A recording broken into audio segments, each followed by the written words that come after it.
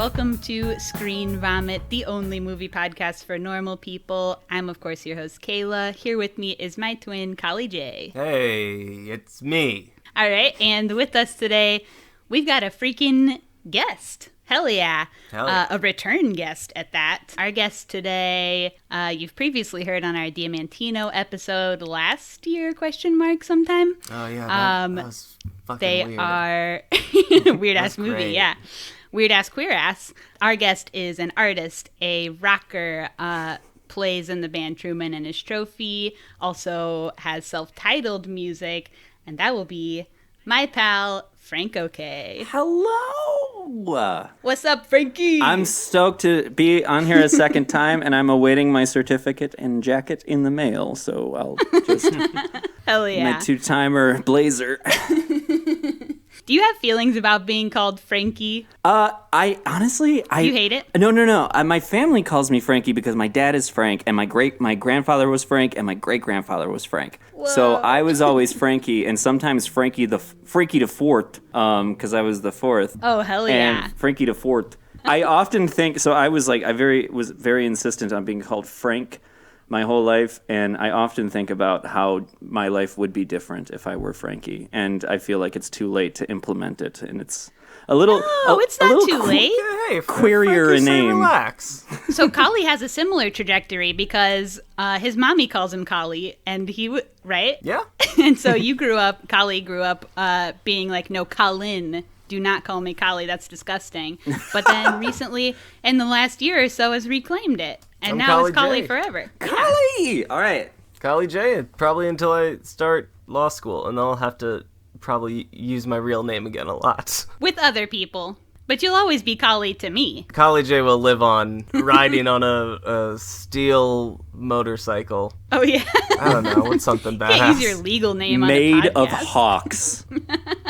Hawks? It's made of hawks and one The snake. birds? Yeah. Are we talking Mayor of Easttown? It's like entirely assembled with steel hawks. What's the mayor of Easttown? Everyone talks about it. I see. Frank's talking about the motorcycle. I don't know if Mayor of Easttown is some show set in Philly that has the chick from Titanic in it. Kate That's all I Winslet. know about it. All right, that's enough.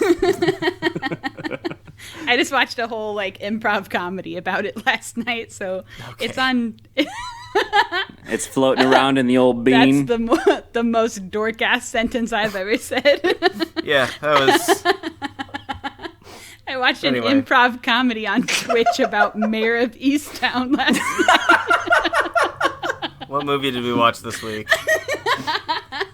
Gear shift. No, we should talk about that it's Pride Month, baby. Oh, yeah. And me and Frank, at least, are both big old queer people. I'm a big old queer. Hell yeah. And we're actually both also non-binary kings and they-thems.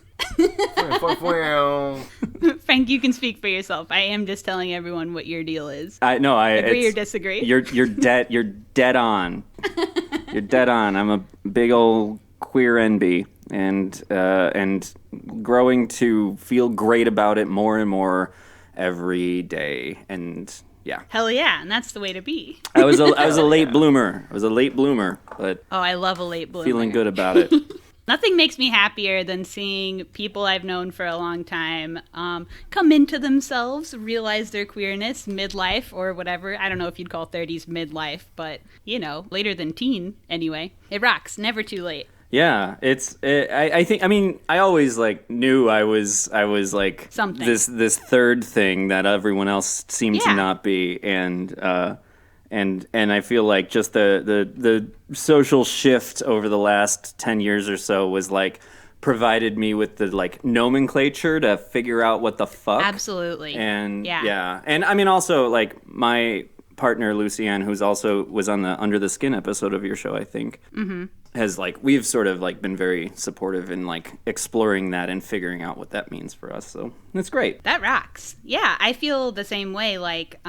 Because I didn't also realize or have the words for what was going on with me until I was in my mid-20s. But yeah, it's I think as soon as I had the words for it, then I really did get life flashing before the eyes moments. I think a lot of queer people get this, where you're like, think of like all these times, like I remember like being in 6th grade and telling my best friend like, oh, I like when I wear a watch because my arm looks like a boy's arm. And like, yo, that's real. Yeah. And being like, it doesn't look like a boy on other girls, but just on mine it does, and I like that, you know?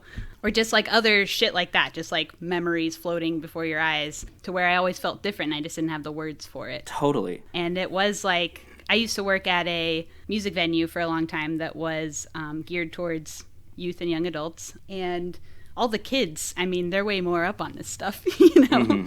And there were so many like non-binary or trans kids coming around and talking about what was going on with them, and I think that's what really brought the light to my eyes.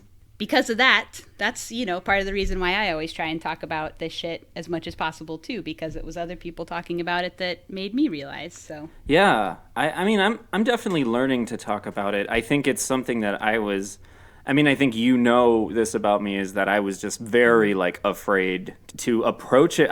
The interesting thing was it was easy for me to approach it with people I didn't know or was just meeting. But much harder for me to approach it with like the friends I've had for a long time, and still am like very on the fence with family. But, you know, like you said, I think the life flashing before your eyes, I remember reading about what non-binary was and reading about like the actual definition of queer, like what queer really means, you know, beyond sort of like the common zeitgeist connotation of it. And I had this flashback of like being like 12 or 13 and watching But I'm a Cheerleader late at night on Encore, and just being like... Also a queer awakening for me. Oh, yeah, fuck yeah. I mean, it was just like, what the...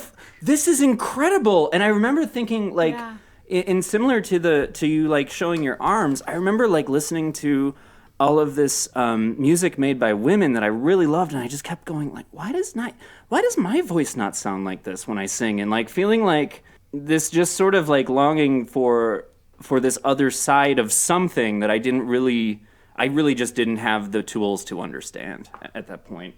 But But I'm a Cheerleader is just queer magic, and it's an incredible film, and it holds up so well. I watched it not that long ago, again, after not having watched it for, I don't know, 20 years or something. And I was expecting, I mean, a lot of queer films that are older, like pre-2000, even after 2000, you know, many things have not held up. A lot of terminology is not the same as it used to be, etc. But I'm a cheerleader. I don't think I cringed even once. Like, it was just incredible and fun and whimsical, just like I remembered it being. Yeah, and just like aesthetically gorgeous. I mean, I think it had a direct influence on me becoming an artist in general. Sure. I can totally see that. Yeah. Yeah, it was huge, and the soundtrack like blew my mind, and I really loved this one song from this band called Dressy Bessie, and like that particular song was like a huge part of that sort of experience of feeling different and being inspired by that movie. And like, you know, 30 years or 20 years later, I like, now I'm name dropping. I like know the people in that band, and it just feels really like fantastic to me. No, that's awesome. And like just validating in a weird way, and it's lovely. Yeah. That kicks ass. And Natasha Lyonne, I mean, her, as a straight woman, her impact on the queer community cannot be understated. More than any other straight woman in history, I think. I love that scene where they're presenting her with all of this evidence they have of like, well, here's vaginal paintings and you're a vegetarian. Yeah. It's great. And yeah, she's addicted to playing queer characters. Yeah, no kidding. Love that for her. Yeah, so being queer rocks. If you're queer, let us know. Drop it in the comms. Yeah. Comment below. And that being said, we should get into the semi-queer film that we picked for today. We picked the 2021 film Together Together. I think I sort of picked this. I gave you 2 and you tossed a coin. I tossed a coin. So I So went this was into my it pick. totally cold too. For the record. You didn't know anything about this at all? I didn't know who was in it. I just totally cold. So Hell yeah. yeah. So I had heard of this movie. I'm a fan of Patty Harrison, who's one of the stars. And I knew like the basic premise or whatever, but other than that, I didn't know at the time going into it. I didn't know anyone besides the 2 main stars and like the general idea of it. So anyway, this should be tight. Yeah, I really enjoyed it. Definitely some tears fell. Yeah. Yeah. All right, Hell yeah. spoiler alert. Sorry. All right, so I'm going to run through the cast. So this was written and directed by Nicole Beckwith, who has written another movie that is terrible, but it's called 3 Generations. Okay, don't watch it. It's very problematic. Hell yeah. So we have starring Patty Harrison, who I mentioned. She was in Shrill. She was also had a little cameo in A Simple Favor, which we did on Pod. We have Ed Helms, who I think mostly people know him from The Office. Yeah. Yeah. So those are the 2 starring roles. There's a bunch of cameos in this of people I knew. Some comedians, Joe Firestone, Tig Notaro. Yeah. Tig Notaro, Sufjan Bradshaw from Veep, Julio Torres, who was in Shrill, Greta Teidelman, who was also in Shrill, and Anna Konkle from Pen 15. Oh, Fred Melamed. Who's Fred Melamed? He's Is that his the old dad. guy? Yeah. Yeah. Okay, what's he in? Because I didn't look it up. He's in, I love him in everything he's in. 'Cause Yeah. He's basically the same in everything, but he's Pretty in much. A Serious Man, that Coen Brothers movie, Never saw it. and he's in New Girl as basically the same yeah. character. He's in I New Girl love for New a Girl. while. He's in He's great in it. Lady Dynamite, Maria Bamford's show. He's one of those guys who's just kind of in a lot of stuff. And he's He like great. pops up everywhere. And he's Yeah. a bald king, and I tell you what. Look, he's 65. If I look that cool when I'm 65 and that distinct, Doesn't he have a horseshoe? he has a horseshoe. I'll never You go gonna grow horseshoe. out the horseshoe? I'll never go horseshoe, but Come on. I like. Hey, I thought you were gonna do it. I thought you were gonna do a challenge till your wedding. Did you give up?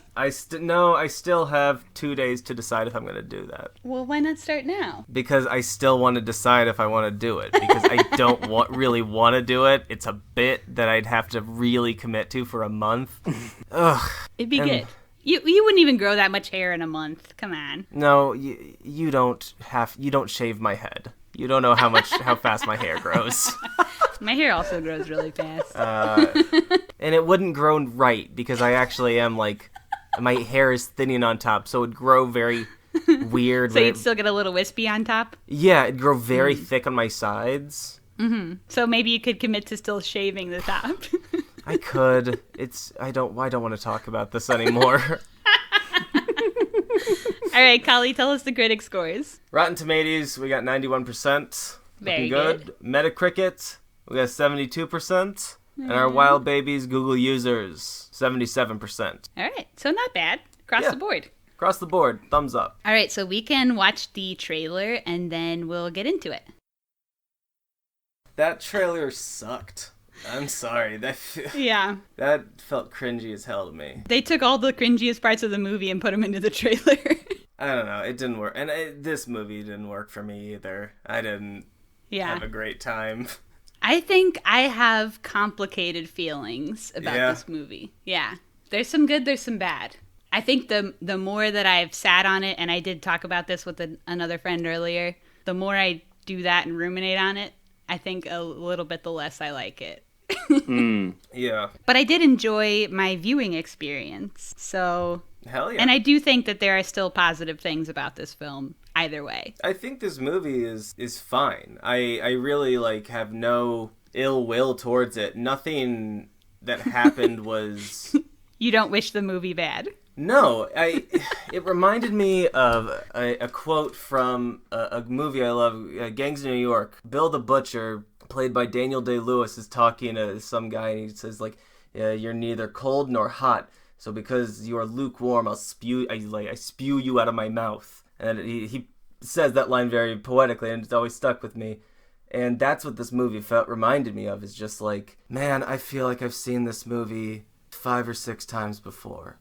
I feel think like so? obviously these are not interchangeable, but like between Juno, Knocked Up, Obvious Child, Baby Mama, Away We Go, like I was like, I feel like every line I've heard is from a different movie. And I don't blame, like, Ed Helms and Patty Harrison are fine.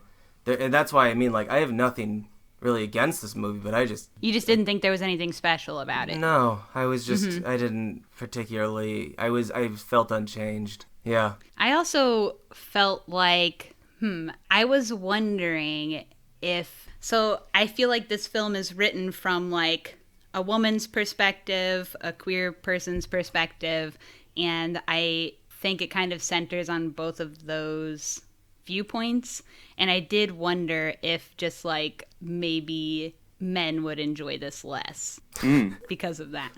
Like, remember when we talked about Booksmart? Yeah. And I don't know, that's just a theory, but I did recommend this movie last night also to a straight man who also didn't like it, who also said this was like Knocked Up but not funny. Yeah, I just and I really love Patty Harrison, and that's the thing is like I associate Patty Harrison with like fucking insane, chaotic, hilarious humor. And I feel like a little bit of her humor did make it in. Just not a little couple sprinkles. I don't know. I don't remember anything that like I smiled at the heartwarming moments. I was like, yeah, very good. In real life, I would wish the same people in the same situation goodwill as well. But But you didn't care. I didn't really care. And also, I don't know, Ed Helms. I don't know. You don't know about that guy? I don't know. I think I'm bitter, and I don't want to be a sourpuss, you know?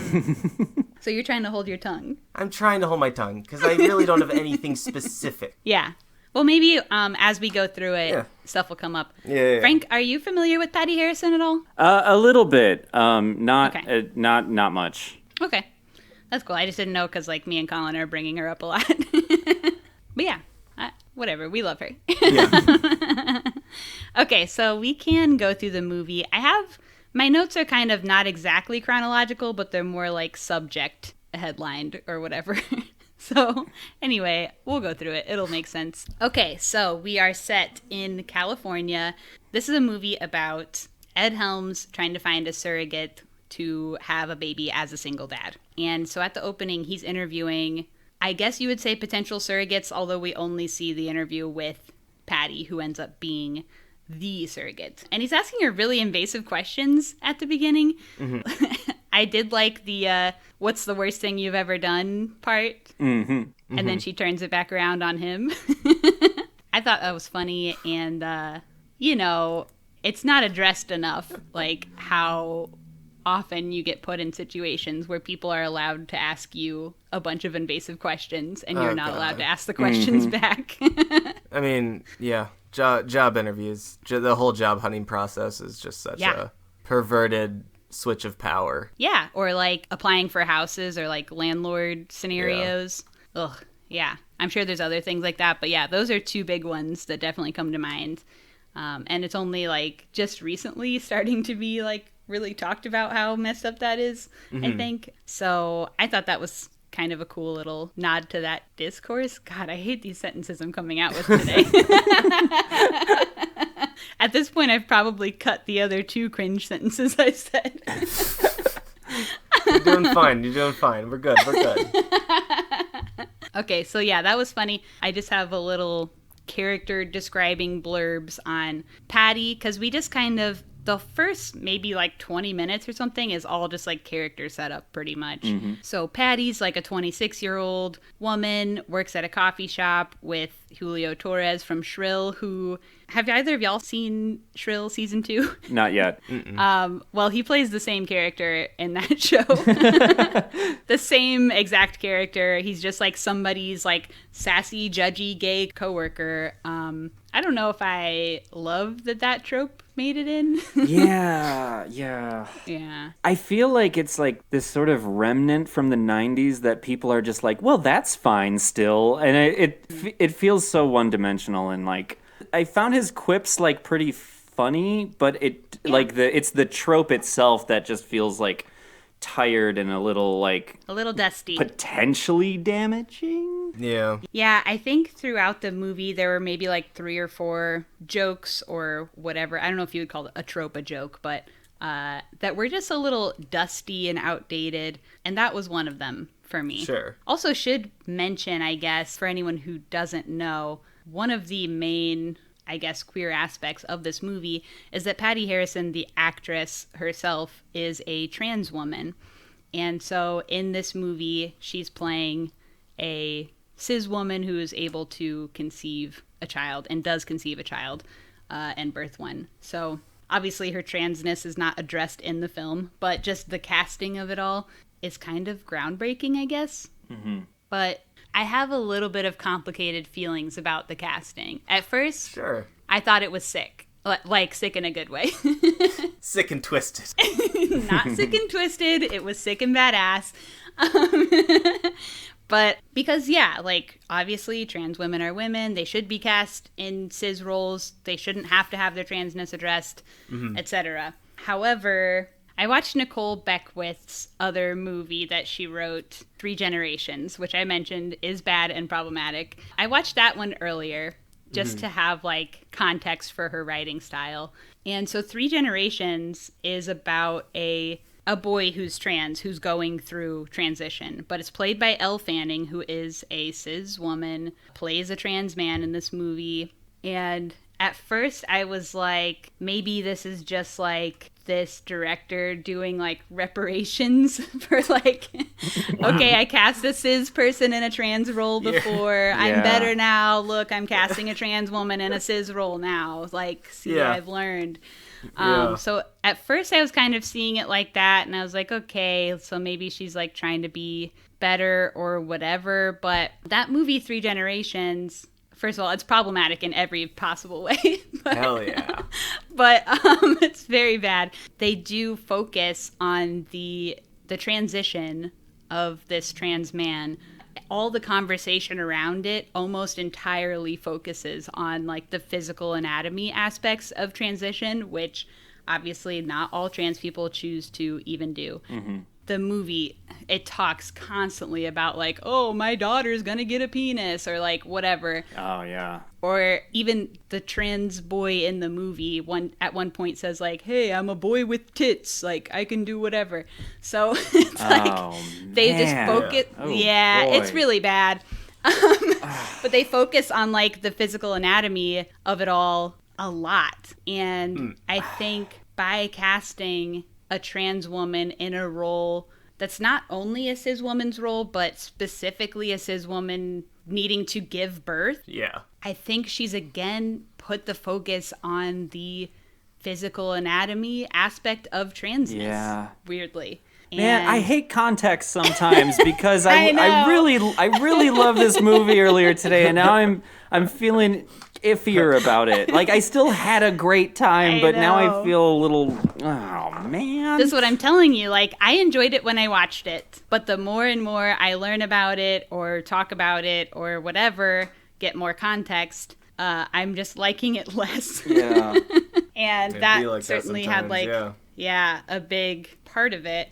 That, in a way, it still kind of feels like exploitative of transness. Mm-hmm. And as a result of casting Patty in this role, where she has to specifically give birth, and that's, like, groundbreaking or whatever, then now she hasn't said anything about this really, I don't think, but, like, I watch every interview she's doing for this movie. People are like, so you're trans, like, tell me about trans, you know, and, like, it's got to be awkward for her too. Yeah. Sure. So I don't know how I feel about that. If it was just, I don't know, a regular cis role that anatomy didn't need to be addressed in, like, that might feel better. I'm just not really sure, but that's kind of where I'm at thinking about that. Sure. Yeah. It's complicated. Yeah. It definitely is complicated. I think that, like, there's an awkwardness, and I think this is actually something that I liked about it, and having this context does make me feel differently about it, but there's this feeling I got in the first quarter of the movie, and I don't want to get ahead of the show or anything, but there seemed to be, like, this dynamic where Ed Helms was really trying to, like control the situation while also like attempting to be respectful but not really knowing what that meant, and attempting to do what he thought was right and do what he thought was courteous and caring and not overbearing. And I think to me it really felt like this dynamic that we're sort of in right now, where there is like a movement of people who are like, the way things are going has been really fucked up, and the dynamic between the gender binary in particular is like weird, and like men are in this place where they're like, oh, I can't say anything to anybody or I'm gonna get me too'd, and like I feel like this movie displays that awkwardness of this transitional time that we're in. Yeah. That like spoke to me, and especially in the way that this platonic relationship like evolves in the movie. Absolutely. Yeah, I can see that. I think the director kind of talked about wanting to write Ed Helms' character as, this is only, I don't know, slant related to what you were saying, but wanted to write Ed Helms' character as more of like a sweet, caring man. I mean, he is kind of controlling ultimately. Yeah. And has trouble with boundaries, but she really tried to write representation of a different type of masculinity in this movie, and write a different, like, softer kind of man representation, which I think she was more or less successful in. Absolutely. Like, to a degree, this is me, baby. This is like... You a soft boy? Yeah, well, like, I'm polite.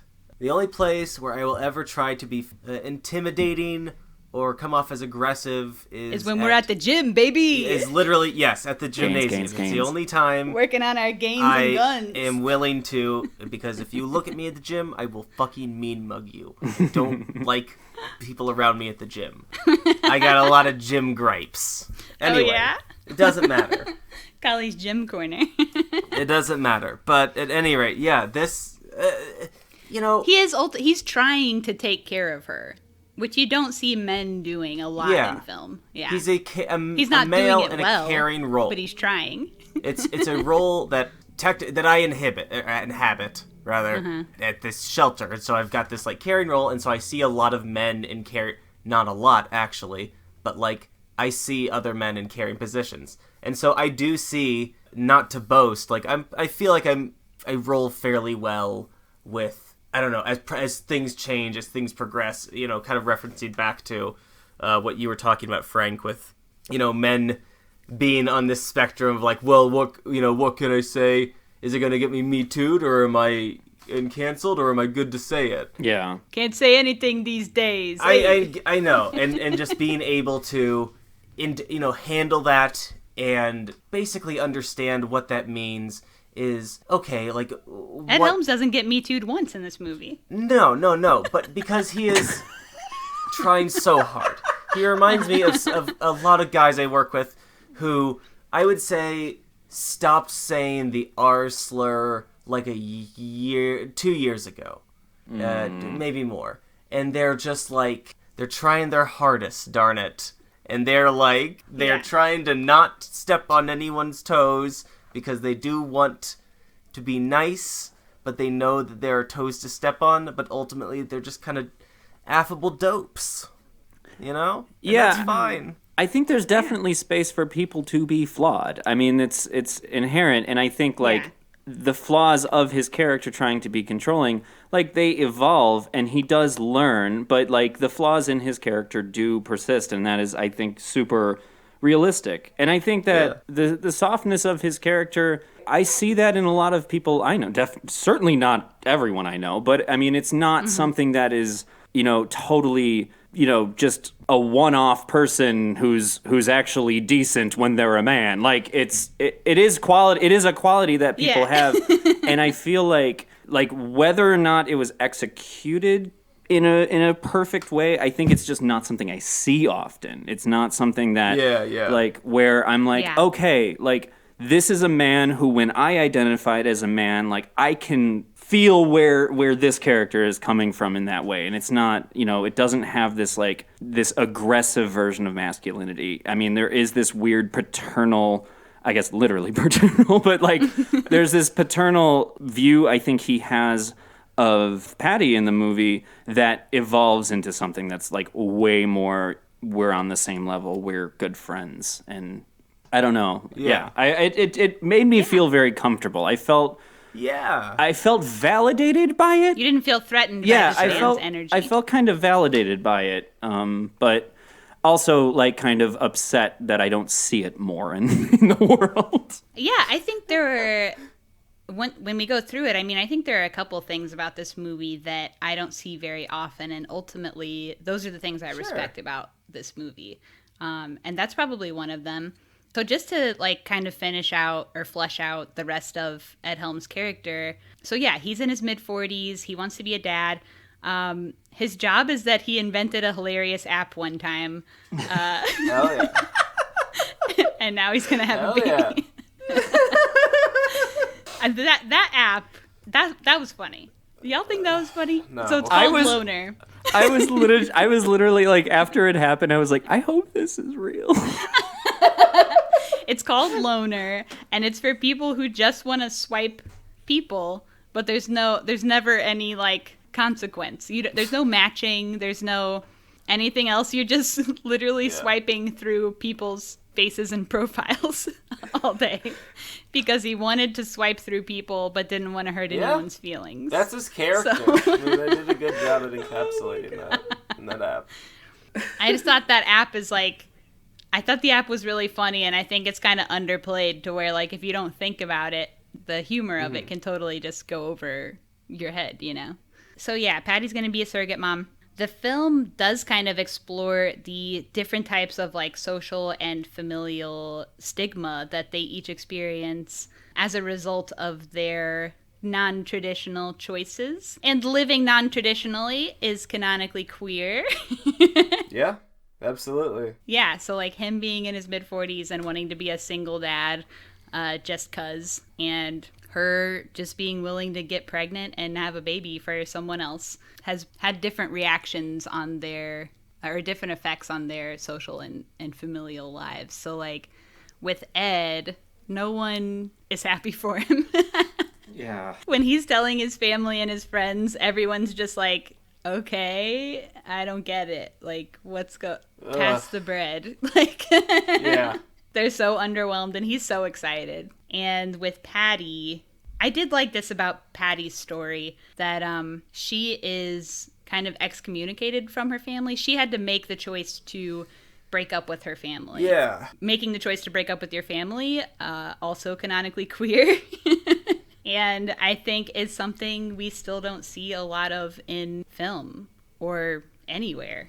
Yeah, and letting it just be and not like, you know, there doesn't have to be some sort of reconciliation where everyone understands. And yeah, I totally feel that. Yeah. I loved that about this movie. I famously made the choice to break up with my family in my life years ago for my own health. And yeah, you just don't see the representation. And I think not having that representation and making people think that they need to keep their toxic families around is really harmful to a lot of people mentally and emotionally. Yeah, who for sure. need to break up with their families.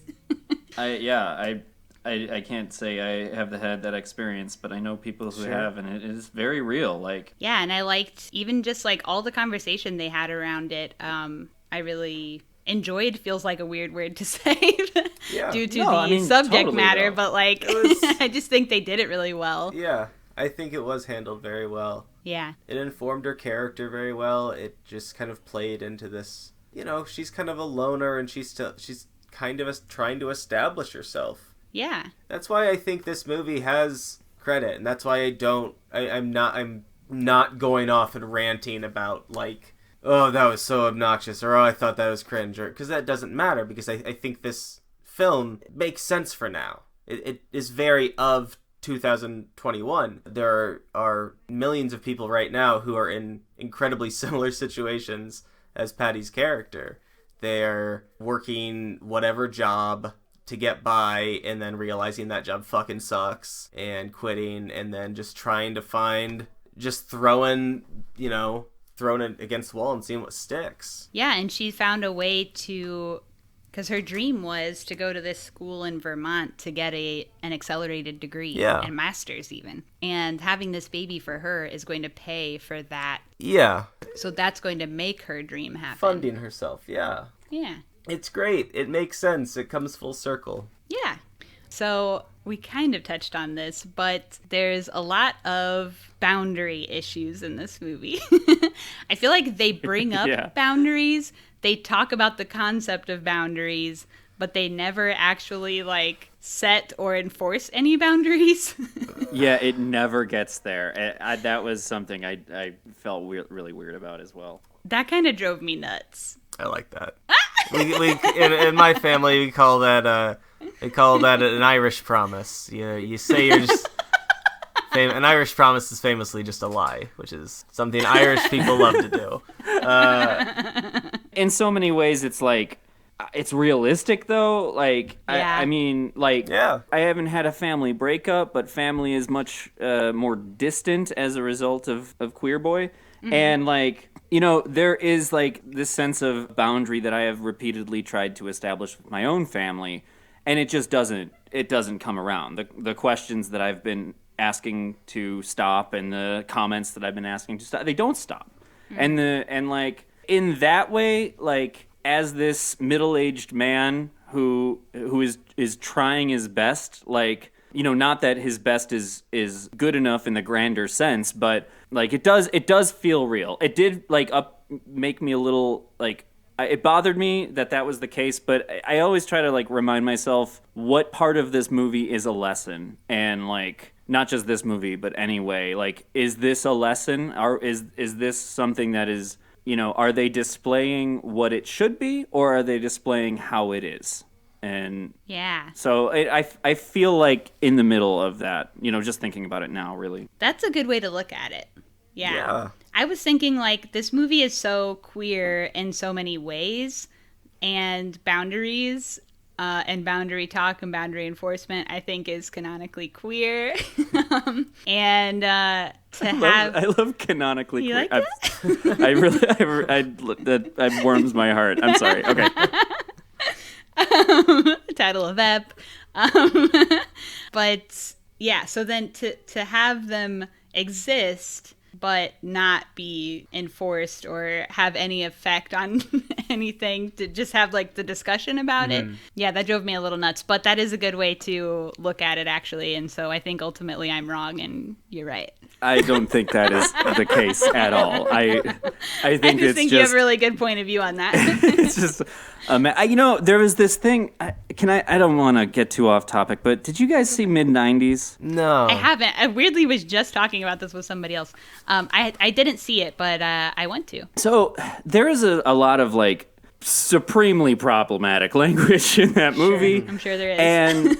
And like, you know... I got a little upset about it in a way, and I think that the way that I sort of kept myself in check, I was like, I was once living as a BOI boy in middle school with skateboarders saying the worst shit. Yeah. And, like, it's real in that way. It sucks.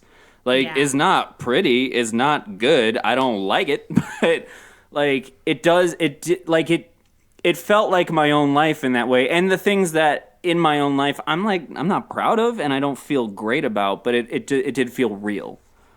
So I think that like is a mentality that I've been taking with stuff made in the last 10, 15 years. Just, you know, like, is this a portrait or is it a moral? Mm-hmm. Absolutely. I think maybe my take with depiction of anything, you know, problematic is always just what's the context, what's the intent behind it. If it's oh yeah, of course. If you are painting a picture of teenagers in the mid-90s, those are gonna be some of just like you're gonna get some F slurs in there. The cruelest kids ever. Oh yeah, just cruel, and like that's okay. That's okay. I at least in my because eyes. it's true. Yeah. I feel the same way. I think authenticity is very important. It is something that should always be top priority in anything art-wise. Yeah. Dude, I totally agree. Yes. Yeah.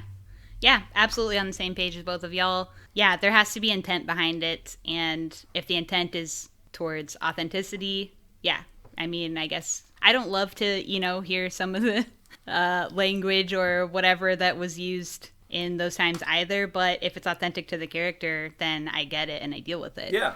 Yeah. I mean, sometimes I think I think maybe not us, or, in some cases not queer people or, many allies, but I do think, like, it is important for people who are learning what is problematic and what respect is, and what queer people and, I mean, any marginalized people, like, are trying to express to people is, like, look at how bad this was. Look at how bad this is. Mm-hmm. Like, this is what it's like, and this is what you are, what I guess in a lot of ways we all are being a part of, and we need to figure it out, because look how bad that is. Look how bad that sounds. Look how bad that feels. Yeah, and, like, I mean, we all grew up in times when, all that stuff was just normal, and how hard I cringe now. Yeah.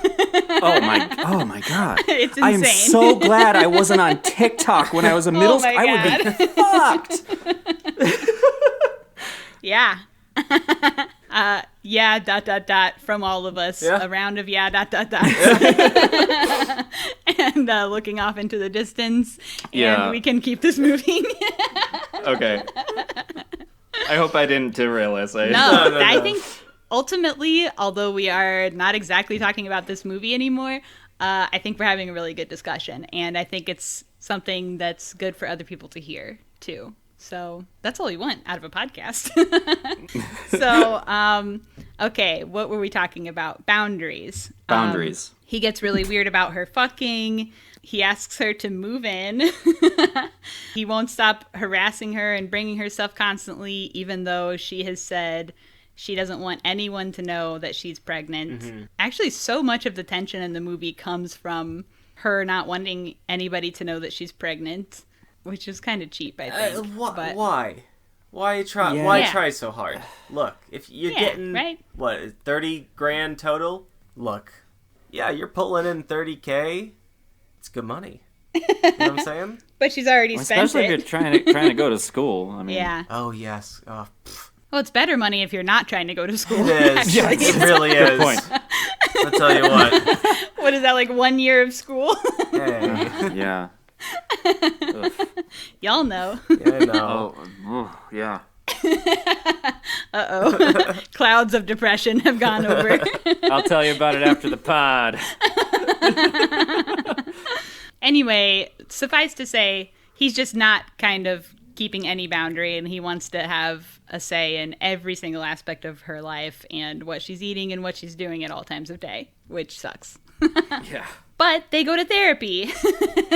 Always fixes everything. Okay, and their therapist is Tig Notaro. Yeah. Yes. And I screamed. Yes. It was like, Tig! Yes, I did not know that Tig was in this. Hell yeah. So that was great. She also was, like, had weirdly, like, a really good therapist, like, voice or whatever. She had, like, a really soothing presence. She played it well. Everyone played their roles very well. Tig Notaro. Yeah. Tig Notaro is one wig away from being exactly like my therapist. Looking and sounding exactly like my therapist. Yeah. Yeah. You know what? Ultimately, mine too. Yeah. That's actually kind of funny. Well, I am here to listen to what you have to say. It's a voice. And I tell you what, it's Well, she definitely had the voice, but she didn't really seem much like a therapist. I mean, I don't know. It was all like, well, how do you feel about that? Or what do you think you should do? You know, or whatever. Like, she ultimately wasn't giving, like, any actual advice or anything. She was just sort of a complaint repository. Yeah. I know many, many therapists, and I am often mistaken for a therapist, and I am not. Colin is a social worker. Yeah, I don't have a degree, and I don't do counseling, but... You have a degree, but not in therapy. I don't have a master's. I don't have an advanced degree. But the point is... most of therapy is just reflecting feelings back. Yeah. Yeah. Yeah. Totally. What Tig was doing was basically just like, Tig was probably just like, what would a therapist say? How do you feel about that? How do you feel about that?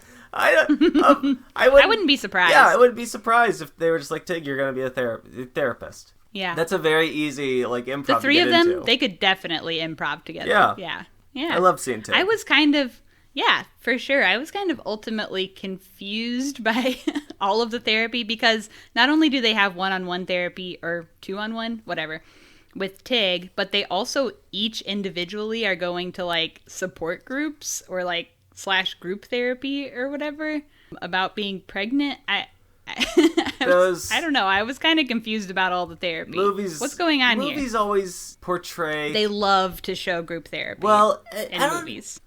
It was weird, because usually it's for, parenting groups, which are a real thing. There's one that meets in the park by my house, because it's, group of 6 moms. Yeah, I was about to say, how many people are in that group? Yeah, 6. There's one group in your city that has 6 people going to it.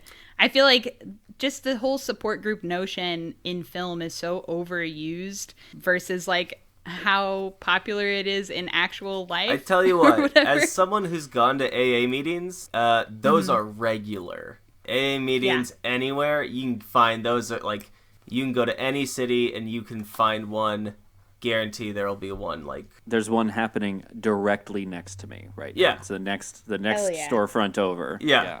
AA at least that makes more sense than I'm pregnant support group or I'm a man and I'm going to have a baby. That's an unusually specific one. Support group Yes. But no, I feel like they do. That they attend individually too. He went to his and was like, "Oh, I was the only single person there. It was weird. Why couldn't she have just gone with him then?" None of the group therapy thing. It just didn't really make a lot of sense to me. Mm-hmm. Yeah. And why is she going to therapy anyway? They really shouldn't even be having much interaction with each other ultimately. I think anyway. But now he's what is he making her go to group therapy? That's weird. Yeah. The whole point is he bad boundary boy. That is true. Yeah. And I think just as a film device or whatever, it's ultimately just kind of a cheap way to get a lot of exposition in about whatever's going on with them. It's very tell and not show, which we've talked about. Yeah. We don't love. We don't love the concept. Yeah. So, yeah, the group therapy thing kind of threw me off. Also, in her other movie that I mentioned, 3 Generations, they didn't show it, but there was a support group. Okay. In that one as well. I don't care if films have support groups. That's fine. Okay, next, Greta Teidelman being the salesperson at the baby stuff store. Oh, yeah. Crib Town. Crib Town. Oh, I didn't see that. Cribs. Was it called Crib Town? Well, I don't know. No, that's That's damn. what I'm calling it. That's what Frank's calling it. It's just kind of a short scene, but I just thought it was cool how they kind of just quickly and neatly address the gender double standards between when Greta thinks that Patty is going to be a single mom, she's like, "Oh," but when she thinks Ed's going to be a single dad, she's like, "Aw." Yeah. And they just quickly addressed that, and I just thought that was a cool little sprinkle. It was nice. Yeah, I gave one of those noises when that happened. I was like, Thank you for recreating the noise for the pod. Yeah, we appreciate problem. it. you like it? I'll do it again. Incredible. So let's see, what's after this? There's a small weird scene of Patty making Ed Helms use a tampon. Demonstrate how to. I was like, all right. Sure. Why did that happen? I just feel like I'd seen that in Juno. Not Juno. Why would that happen in Instant Family or something? Didn't see that though, so I can't complain. My complaint is invalid. So you're saying you feel like you've seen that, but also can't name a single thing you've seen it Bingo. in. Okay. Ed Helms is a cultural figure where I think often he is cast as Ed Helms. Yeah. And I do think he is fully and wonderfully, in a lot of cases, capable of playing a unique and original character. Mm-hmm. But this was just one of these spots in the movie where I was like, okay, well, this is Ed Helms playing Ed Helms. It felt awkward in a almost like a Saturday Night Live skit or something. Yeah. I feel like I'm watching The Office at some point. It's him, I'm not seeing a different character. I'm seeing Ed Helms. Yeah. Yeah, I can see that. Probably a couple times in this movie. Yeah. I mean, I think in a lot of ways that's just the way we take in so much like pop culture, and he inhabits a lot of it. And I think, that's something that it's weird because, like, of course no one wants that to be the case in their movie unless it's like a fourth wall thing. But, I think that's just like one of the sins of the way that we consume media now is that we can't totally separate an actor unless, they're blowing our mind. Yeah. For this film, though, probably specifically, the casting of Ed Helms, I think, was probably one of the main selling points for the feature production. He's a steady Eddie, Yeah, and like he's what's going to bring in all the normie viewers like wouldn't normally like seek out just independent film or any of the other actors.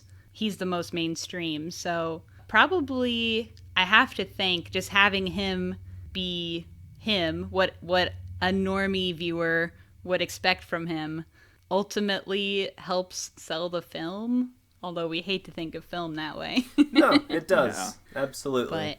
But, Ed Helms is a big name to anchor and get media pieces out. That is what has to happen. Like, that's the landscape of film.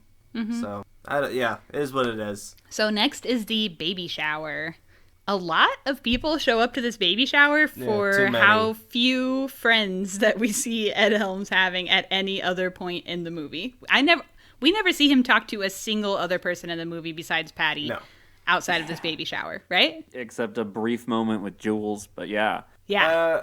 I mean, I get it to an extent. Like, my mom is inviting a ton of people to my wedding. Not a ton, but like, enough, a significant chunk of people to my wedding that, like, I know because they're her friends, but they're not really they're not significant to me, so I literally don't see them because they're just my mom's friends, but they're at a big event for me or something. It happens. Yeah, I had a wedding shower that, like, my mom, we didn't even want to do it. I hope my mom doesn't listen. I doubt that'll ever happen. But we didn't invite a single person because we didn't plan to have it. My mom was just like, I'm throwing you a shower. I mean, I know that's not what happened in the movie. I know where you're coming from with that. Like, it is where, like, sort of these people on the outskirts of your life sort of come out of the woodwork. Definitely. For the big events. For the big baby, event, for the wedding. For like, you don't ever see him ever again. Maybe for the funeral. No. I mean, also I'm wondering how much of that...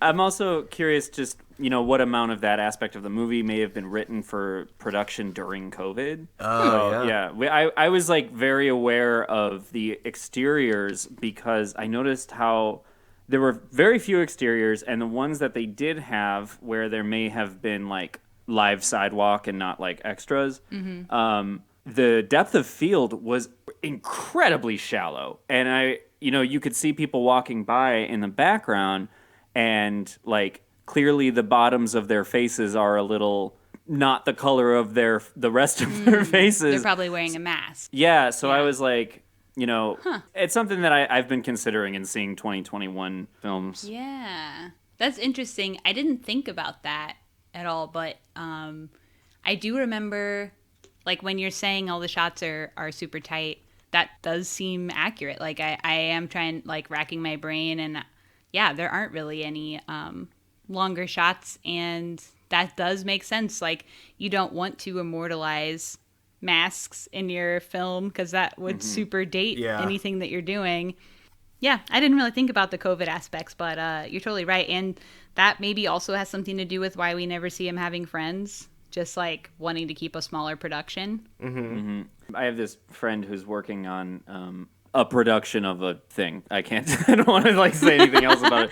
But you're wrapped up in NDAs about this. Yeah, he's someone that Kayla. But he was telling me that they on set have a number of people called COVID compliance officers, CCOs. Yeah, and they're basically in charge of making sure there aren't too many people in a room, everyone's wearing a mask, like, all of this wild stuff. So I can imagine that in casting, especially when this movie would have been in production, like, it must have been pretty interesting. So I don't know. It's one of those like context things that kind of fucks it all up, but yeah. Yeah.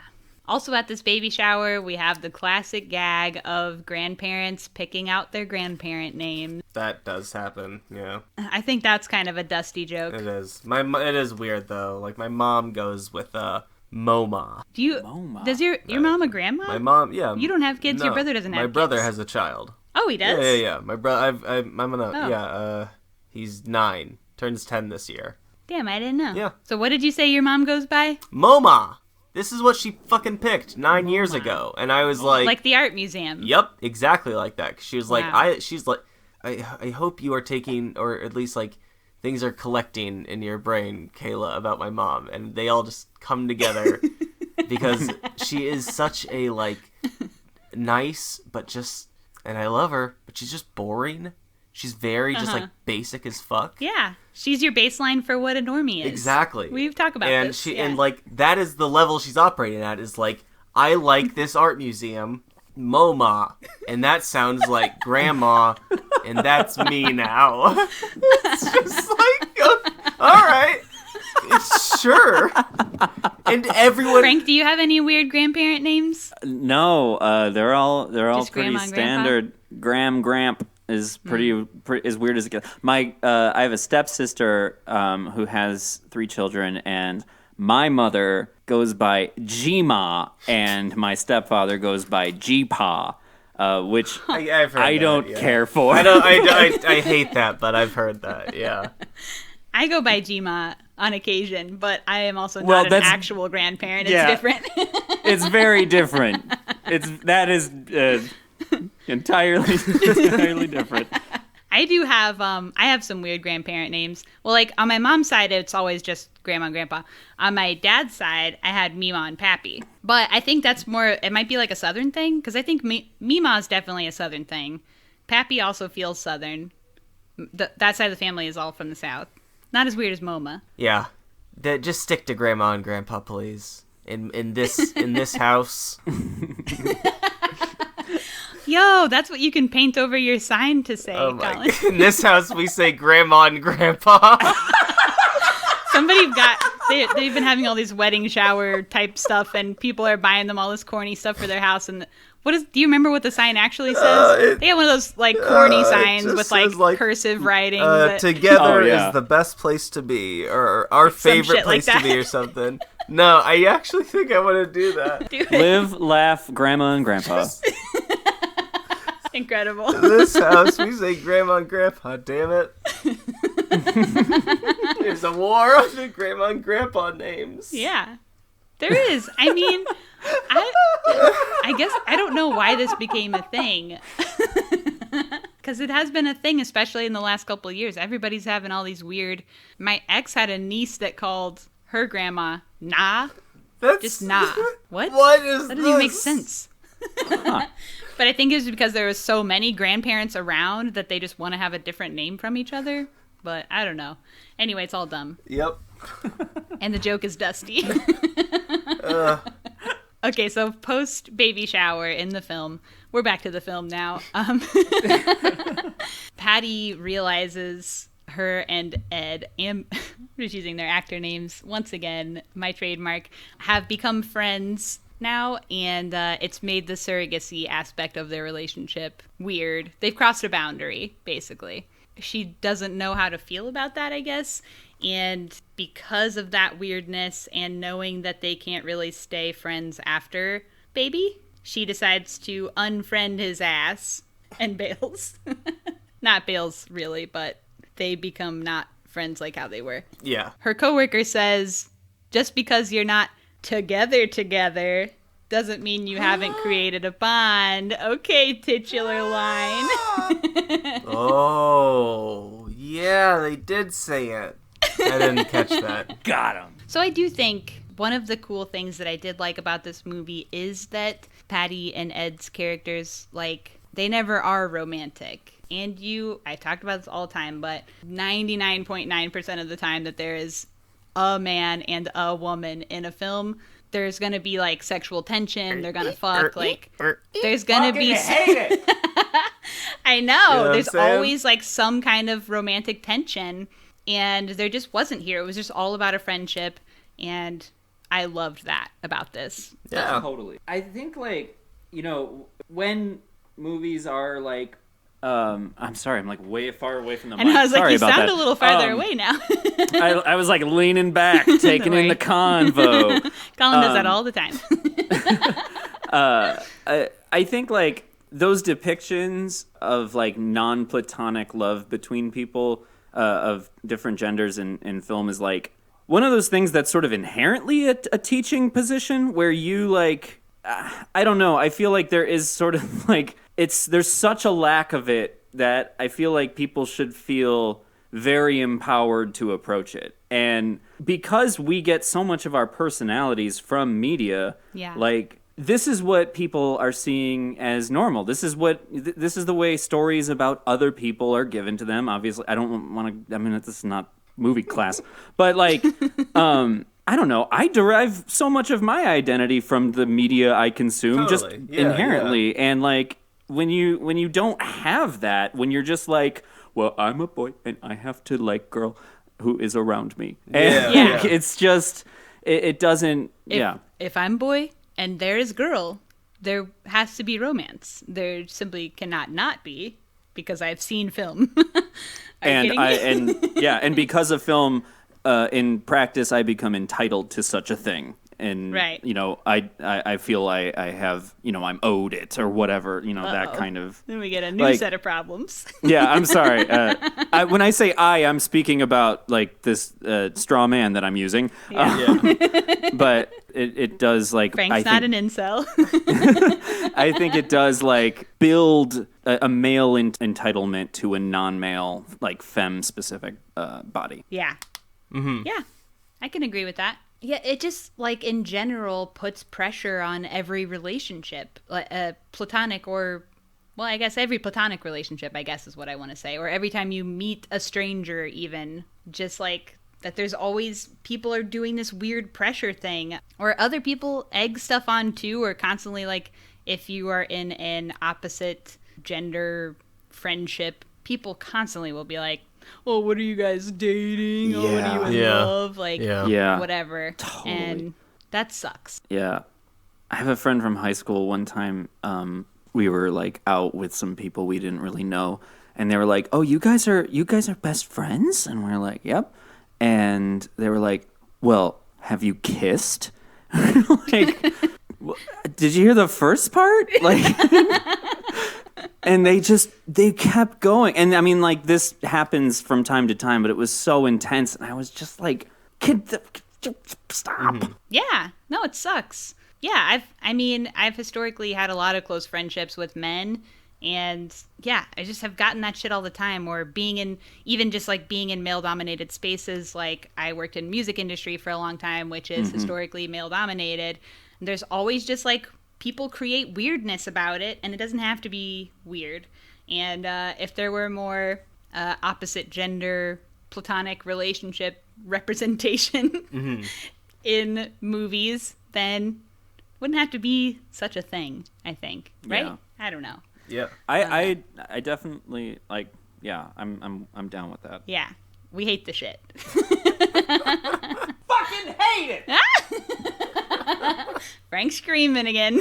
I have this space where I can just do whatever I want. So we love to get a holler on the pod. Love to get a holler on the pod. All right, that's the last one, except for the next thing I fucking hate. Hell yeah. Kali, did you have thoughts? That was just a me and Frank combo for about 30 minutes. No, I love platonic shit. I love platonic shit, baby. I absolutely love platonic representation. Me and Kali historically have a friendship as well that is opposite gender. Nobody's ever been weird about it, though. Yeah, At baby. least not to my knowledge. No, so people, like... But we're clearly, like, twin brothers. Exactly. So. Yeah, it passes. Okay, so just on their relationship, the director had notes. She said she thinks that as human beings, we often operate with a fear of loss, even if there isn't a hard out for when you're going to stop seeing each other, and that the finite nature of a relationship doesn't dictate or doesn't have to dictate how that relationship will affect you as a person. And it doesn't need to be less important if there is an endpoint. Yeah. And that was true and real, and I think that was a good, cool perspective to write from. Yeah. Like, that's really what I think kind of I struggle with. I like all the pieces of this movie. I think I've said that about other movies before, but I really like I can see this director working well and seeing, you know, bits and pieces of things I like. And then, of course, like, I enjoy Patty Harrison. I do like Ed Helms. But there were things about this movie that you like, but ultimately, altogether, you don't love the whole experience. Yeah. I think we'll get to it, but I think ultimately, I might agree. Yeah. But yeah, we're close to the end at this point, or we're at least 2/3. Mm-hmm. So there was like a couple more dusty jokes in here. I liked the joke about when Patty's coworker says to her, like, I'm really worried that you're making a little straight white guy in there in your tummy. I thought that was kind of funny. Yeah. But then it's immediately followed by, like, all white guy podcaster joke, which is, I think, a little dusty. It is dusty. Yeah. Even though, like, yes, it's true. Ding, ding, whatever. Golly claims white. You have a little bit of, what is it, Filipino? I do not claim being Filipino. That would be such You're whitewashing your history. No, but, like, I am, however many, it's my... Your grandpa? My grandpa was half Filipino. Yeah. So you've still got a sprinkle. Yeah. You can claim. I don't. I don't. My grandpa famously did not claim it a lot. Yeah. For, like, I don't want to get... Your grandpa whitewashing his history. He did it for, like, survival tactics. Because my grandpa came up in the streets of Chicago in, like, the 20s and 30s. And so there was a bunch of racism towards Filipinos. And it was easier to try and pass as white. So, very weird. Plus a very famously non-emotional man. I don't have to talk about my grandpa anymore.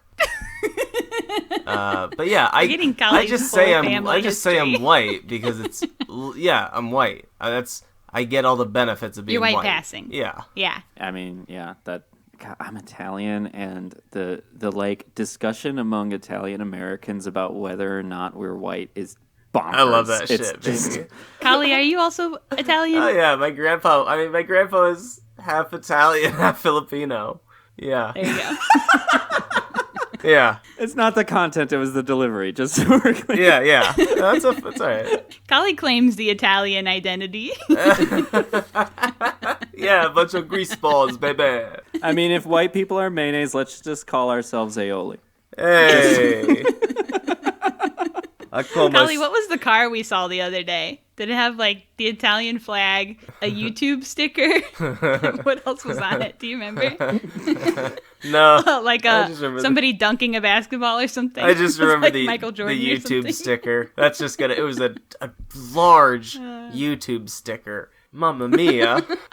Anyway, we can get away from this again. Another dusty joke, the Woody Allen content, which they go through at some point. I don't know where that is in the movie, but there was some conversation about Patty being too young to date Ed or whatever, and then they relate that into Woody Allen content. And just all the jokes about it were dusty, I think. And just sort of, I felt big old shoehorn. Like, it felt like all right. super, like, where did this, I don't know. It didn't even fit the characters to me. Like, yeah. It felt like an SNL joke.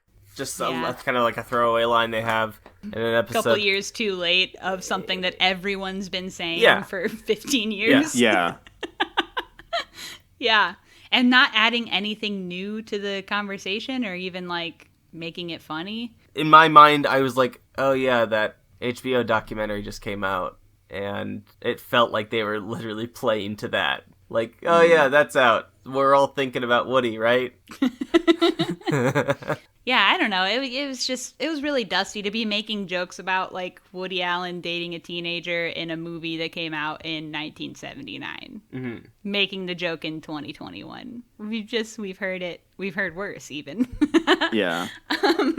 Also, mildly dusty, although maybe accurate to the character. They watch Friends together. That's like the main thing they do as friends.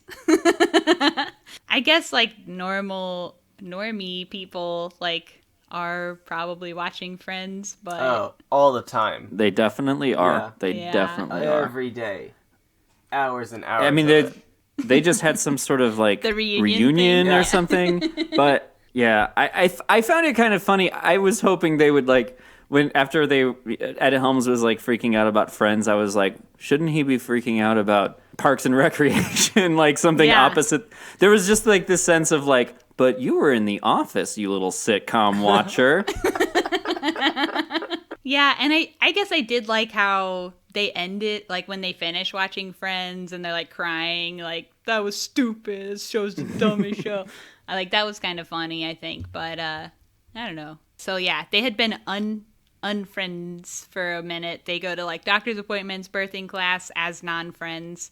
This birthing class, I just thought about this when we were watching the trailer, was like, this has become a thing that I'm seeing a lot now of like either an exercise class or like a yoga class or birthing class, whatever, some kind of class with like a female instructor who's like rude or like acts like, why don't you know what you're doing type thing.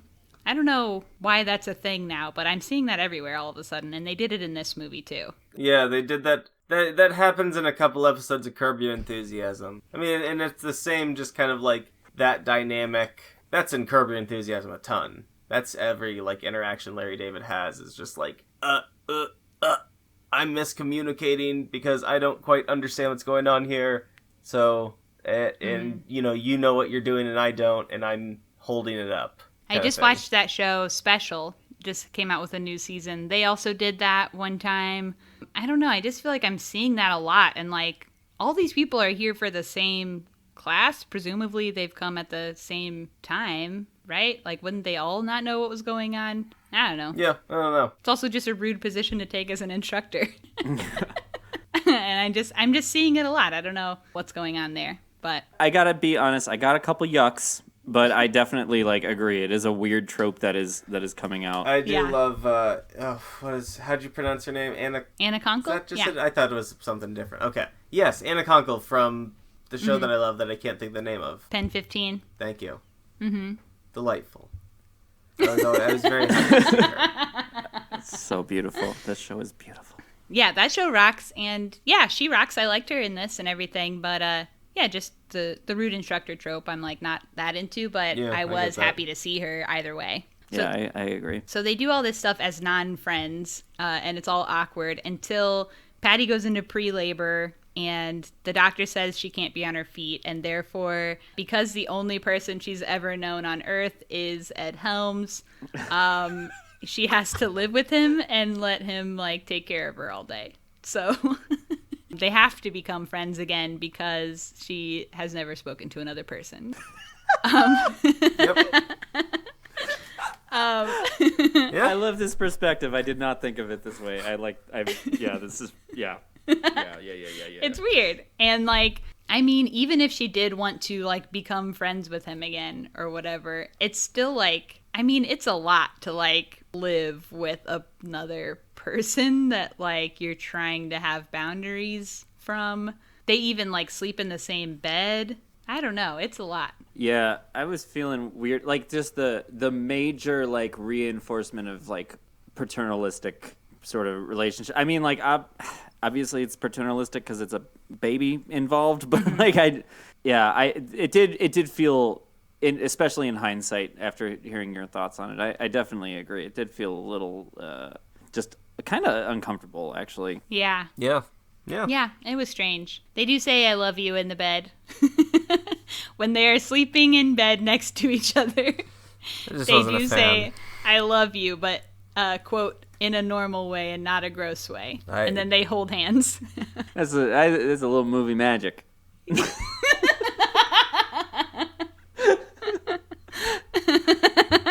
Later, they hold hands again and eat candy. So, Colin, you hated the love. Colin famously loves love. I love love. It was just, I don't know. This didn't.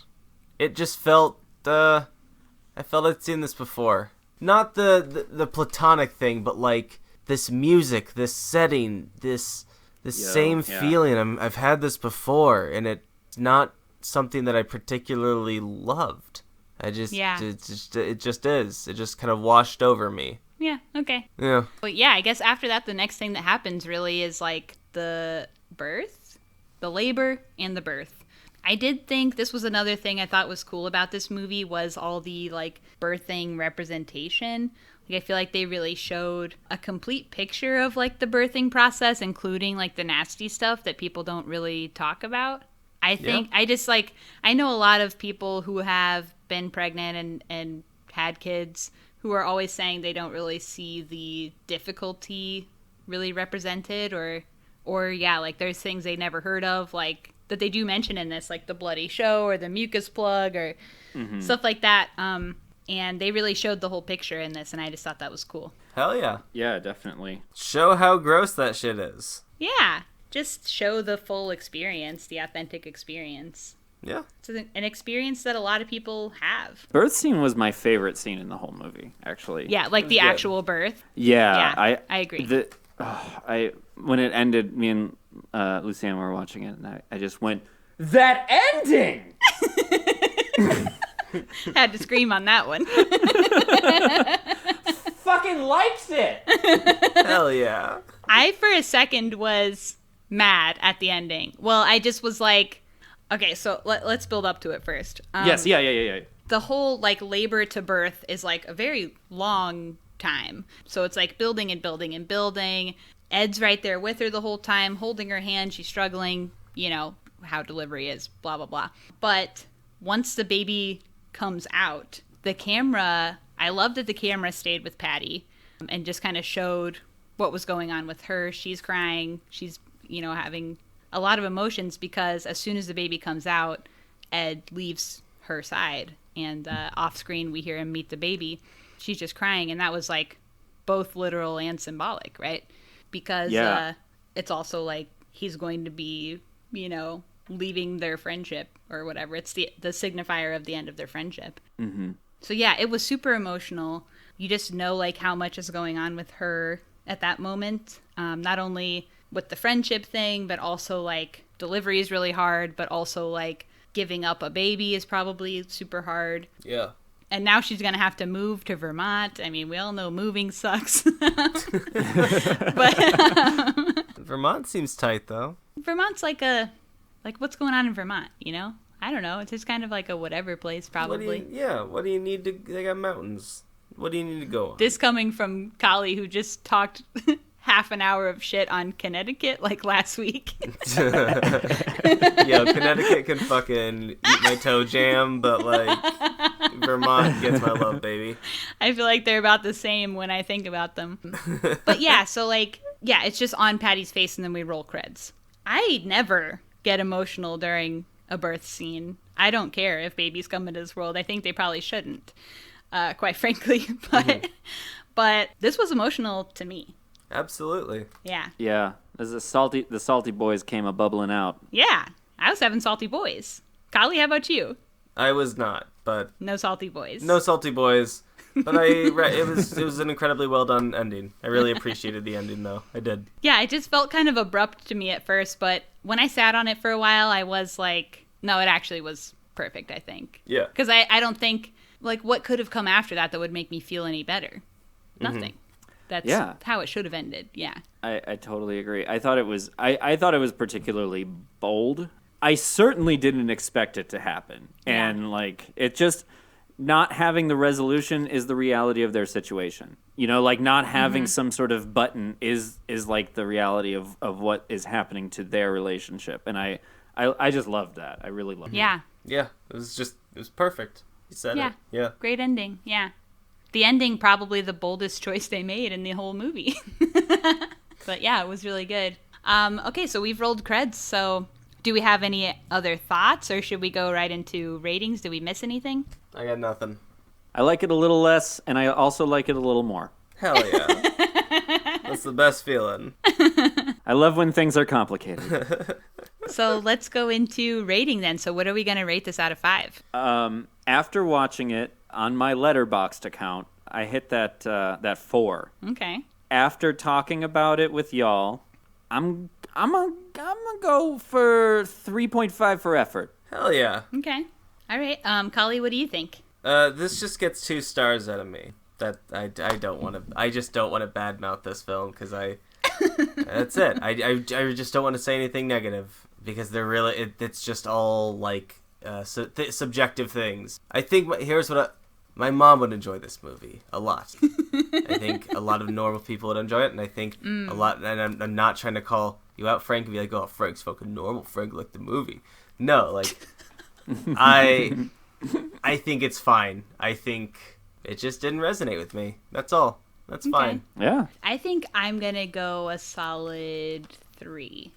I agree. It was like a fine film. It wasn't spectacular. It wasn't like out of this world. But it was fine. I did enjoy my viewing experience. But yeah, as we kind of talked about, like the more I've ruminated on it, the more I've learned about certain things, the more I watched 3 Generations, the movie.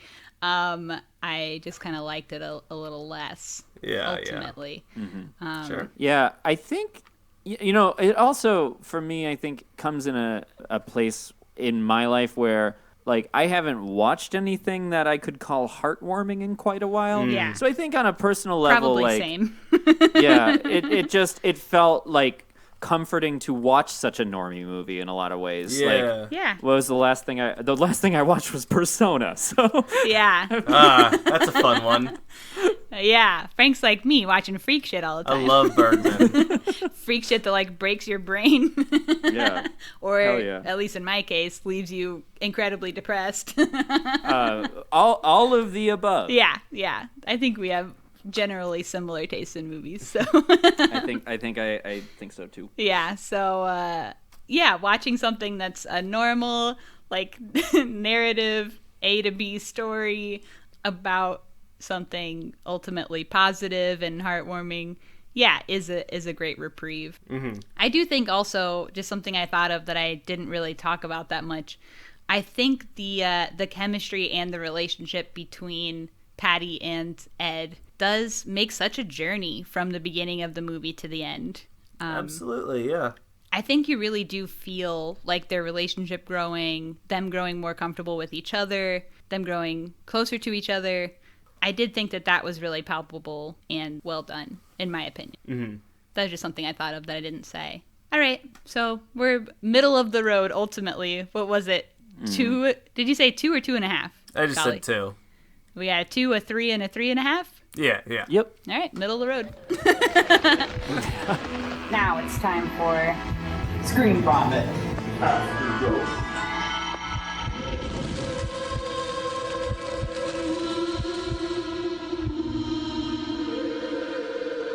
In this part of the show, we just talk about whatever else we've been watching, movies, shows, whatever. So, Kali, what you been watching? So, in my number 1 spot, we got Freddy Got Fingered. Oh my Y'all god. seen this? Y'all heard about this? I tell you what, this movie's a fucking...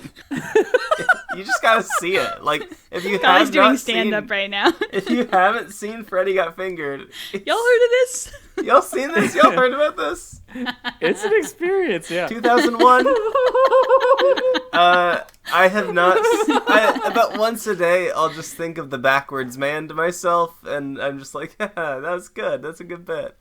I loved it, Okay. but it also was like, shit, that's really bad. Like, talk about problematic stuff, baby. Oh yeah. Yeah. Oh, Tom Green. What a. What's he up to? He's just doing stand up. I think he's doing all right. Nice. He's probably got a Yeah. podcast. Probably got a podcast, Yeah. I would imagine. Yeah. Anyway, definitely got to see Freddy Got Fingered if you hadn't. Okay. I saw The Lure from 2015. Real weird, fucked up stuff. This would be up y'all's alley. It's about 2 mermaids who end up fronting the band in a nightclub, but also have an insatiable thirst to kill. Yeah, The Lure. It rocks. I watched Do the Right Thing, Okay. and I tell you what, that rocks. You haven't seen Do the Right Thing, absolutely check it out. I don't think I have anything to say on it that hasn't already been said. I was just talking about that movie last night. Yeah. Yeah. Oh, yeah. Hell yeah. It's outstanding. And then finally, last night, real late, I watched I wanted to see John Carpenter's least popular movie It's not even a movie proper. It's an episode of a show called Masters of Horror. But it's a little 55-minute. Anyway, this one is called Pro-Life. All right? Stick with me. It's okay, interesting. Super the Christian, content that Kali's supporting. Super Christian girl goes to abortion clinic because she has been impregnated by a demon, and then her father shows up, played by Ron Perlman, who's like a abortion doctor terrorist type, and ends up sieging this abortion clinic. And there's also demons and stuff, and it rocks. I loved it. Weird. It was great. I tell you what. That's it. That's my dumb shit That's right it? now. Yep. All right. Frank, what you been watching? I went back and to see my reviews on recent stuff. Kayla, I think I mentioned this one to you. It's a Japanese movie called Why Don't You Play in Hell? Yes! Oh my god. Yeah. Love this movie. Yeah. Did y'all do this one on the No, pod? we haven't. No. I talked about it on a different podcast briefly. Gotcha. But I've watched it a few times. I think it's a perfect movie. It is absolutely a perfect movie. Yeah. I had my just the biggest smile on my face after watching From T to this B. one. If there was more than 5 stars, like that would get it. 11 out of 10. Yeah. Do it. Oh my god, it's so beautiful and such a perfect satire, perfect. I love And it's it. got a little bit of everything, like every genre possible. Oh yeah, The jokes are incredible. There's like a meta aspect. Mm-hmm. Yeah, everything about it fucking rocks. And it's beautiful. yeah. It's so creative. so good. Yeah, I love it. So, have y'all ever seen this short called "Unedited Footage of a Bear"? No. There's this dude, something Resnick. I wish I could remember. I feel bad about it. But he's like a Baltimore-based filmmaker and has done Alan Resnick. Alan Resnick, yes, thank you. Alan Resnick, and he's done a lot of stuff for Adult Swim. Mm-hmm. So this one was produced by Adult Swim. I think it's only like 12 minutes long. Mm-hmm. I've always loved it. I watch it a few times a year. It came out in the earlier days of YouTube and premiered on YouTube, and the whole piece starts as a YouTube ad that you're actually able to skip and then becomes the movie. Yeah. It's really, really wild. It's super weird shit. It's like not an entirely clear narrative at all. Hell yeah. But I absolutely adore it. It's just one of my favorite things in the world. Mm-hmm. I watched that again recently. I also watched recently this one from 2000, which is probably my favorite movie, The American Astronaut. I don't know if y'all have seen that. No. I haven't seen it, but I think I saw your rating of it on Letterboxd. I think I rated it, this is my favorite movie. So like I've heard of it, I guess, in that way. Oh, hell It's so fantastically weird and queer and just nuts. It's so wacky. It is an outer space Western musical. Okay. And like this dystopian spaghetti Western musical noir. It's wild. Hell yeah. It's by this dude, this like multimedia artist called Corey McAbee. He's just a super specific, super unique voice, and I can't recommend it enough. It's one of my favorite ones ever. Hell yeah. I watched Paddleton recently, which was, I'll never watch it again. I loved it, and I don't ever want to see it again. It broke me. I was broken after watching You were Paddleton. sad? Yeah, I don't know about this movie. I don't know what it is. It's so intense. I won't give you anything about it. It's Okay. really intense and beautiful, and it hurts. And Ray Romano's in it.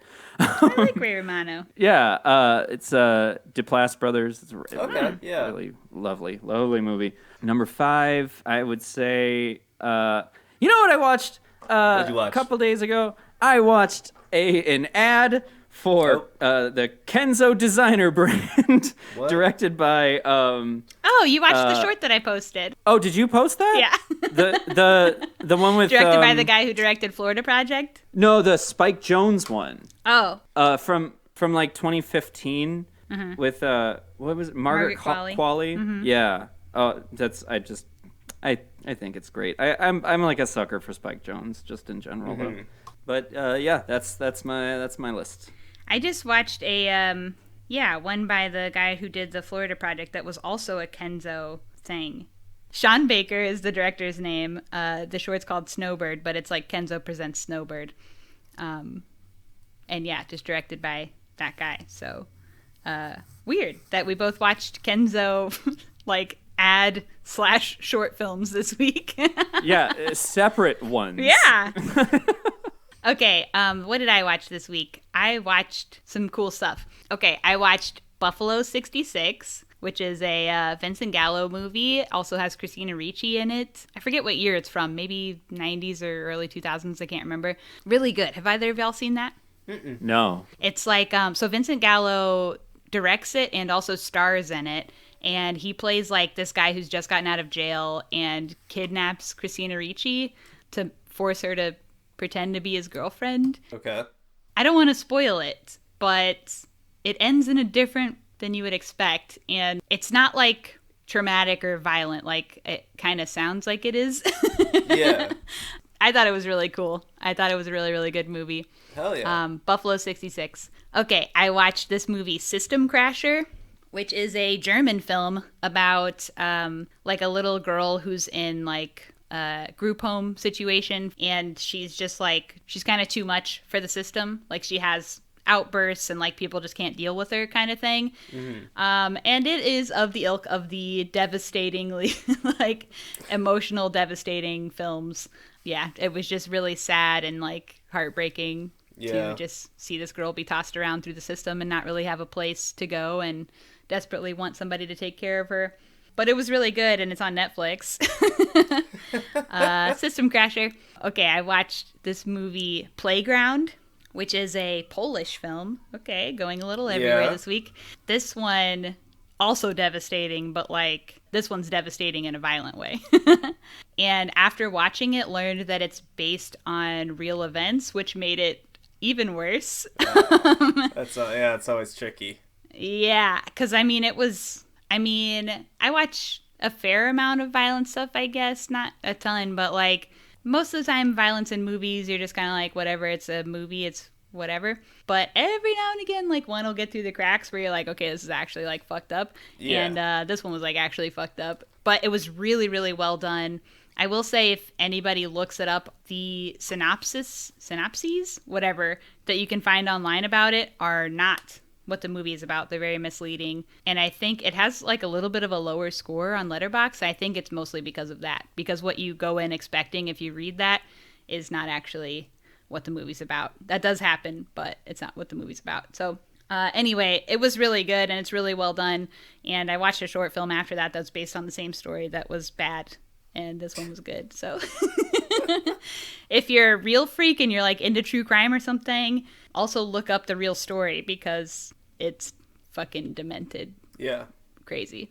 Don't look it up if you are sensitive like me, because I will think about it for the rest of my life. Okay, and then I also watched Mauvais, the Leos Carax film we talked about in our episode on Holy Motors. Oh, I haven't heard of this one. You'll love it. Frank, I think you'll really love it. Yeah, I generally like Leos Carax. It's from 1986. It has Juliette Binoche. It also has Dennis Levant in it, who was also in Holy Motors. Kali, I don't know if you would fully like the movie, but Dennis Levant does have some nudity. You definitely see the pipe in this one, not blurred out, and he's got a really good bod in the movie. It's insane. His body's just crazy insane. I would probably steer clear. Not a big fan of Holy Motors. I think you see pipe. I think because when we did our Holy Motors episode, we talked about how Leos Carax was/is whatever, a kind of, he has some notoriety as a director. Like he's got a little bit of a name, but that was our first film and we didn't really know what to expect. I think watching Mauvais, I get why he has notoriety, like why he has a good name, because I think the movie was just beautiful and really cool and really well done. I do wish they explored the actual like topic a little more, because the thing is like there's an STD going around that if you have sex and you're not in love, like both people aren't in love with each other, you like get this STD. Yeah. They only kind of briefly touch on that, really. But I think it's such a cool premise. But anyway, Juliette Binoche,